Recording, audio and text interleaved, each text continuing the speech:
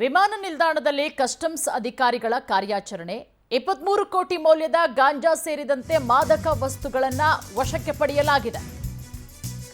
ವಿಮಾನ ನಿಲ್ದಾಣದಲ್ಲಿ ಕಸ್ಟಮ್ಸ್ ಅಧಿಕಾರಿಗಳ ಕಾರ್ಯಾಚರಣೆ 23 ಕೋಟಿ ಮೌಲ್ಯದ ಗಾಂಜಾ ಸೇರಿದಂತೆ ಮಾದಕ ವಸ್ತುಗಳನ್ನು ವಶಕ್ಕೆ ಪಡೆಯಲಾಗಿದೆ. ಬ್ಯಾಂಕಾಕ್ನಿಂದ ಬೆಂಗಳೂರಿಗೆ ಅಕ್ರಮವಾಗಿ ಗಾಂಜಾ ಸಪ್ಲೈ ಆಗ್ತಾ ಇತ್ತು. ಖಚಿತ ಮಾಹಿತಿಯ ಮೇರೆಗೆ ಎಸ್ಐಐಬಿ, ಎಪಿ ಹಾಗೆ ಎಸಿಸಿ ಕಾರ್ಯಾಚರಣೆ ಗಾಂಜಾ ಬೀಜ, ಮೈರುವಾನ್ ಗಾಂಜಾ ಹೂಗಳನ್ನು ವಶಕ್ಕೆ ಪಡೆಯಲಾಗಿದೆ.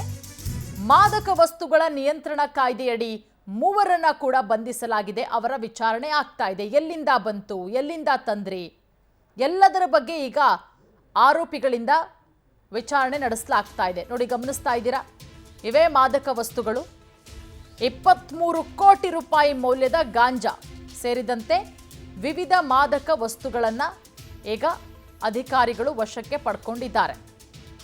ಈ ಬಗ್ಗೆ ಮತ್ತಷ್ಟು ಮಾಹಿತಿ ಕೊಡ್ತಾರೆ ನಮ್ಮ ಪ್ರತಿನಿಧಿ ರಾಮಂಜಿ. ರಾಮಂಜಿ, ಸುಮಾರು ಎಷ್ಟು ಕೋಟಿ ಮೌಲ್ಯದ ಮಾದಕ ವಸ್ತುಗಳು ವಶಕ್ಕೆ ಪಡೆದಿರೋದು? ಹೆಂಗ್ ಸಿಕ್ಕಿಬಿದ್ರು ಇವರು? ಹೆಂಗ್ ಗೊತ್ತಾಯ್ತು ಮಾಹಿತಿ ಅಂತ ಹೇಳಿ.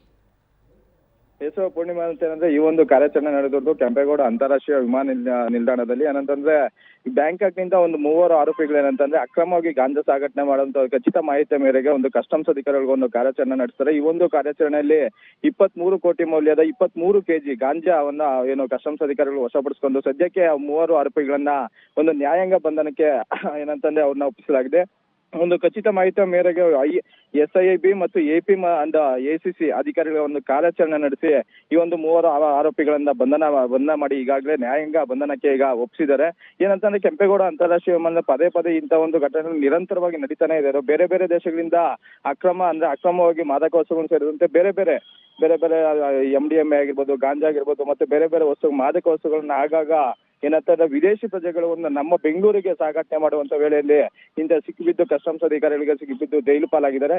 ಈ ಬಾರಿನೂ ಸಹ ಅಂತಂದ್ರೆ ಒಂದು 3 ಆರೋಪಿಗಳು ಏನು ಅಕ್ರಮವಾಗಿ ಗಾಂಜಾ ಸಾಗಾಟನೆ ಮಾಡುವಂತ ವೇಳೆಯಲ್ಲಿ ಈಗ ಸಿಕ್ಕಿಬಿದ್ದು ಏನಂತಂದ್ರೆ ನ್ಯಾಯಾಂಗ ಬಂಧನಕ್ಕೆ ವಿಚಾರಣೆಗೆ ಒಳಪಡಿದ್ದಾರೆ. ಪೂರ್ಣಿಮಾ, ಥ್ಯಾಂಕ್ ಯು ರಾಮಂಜಿ ತಮ್ಮೆಲ್ಲ ಮಾಹಿತಿಗಾಗಿ.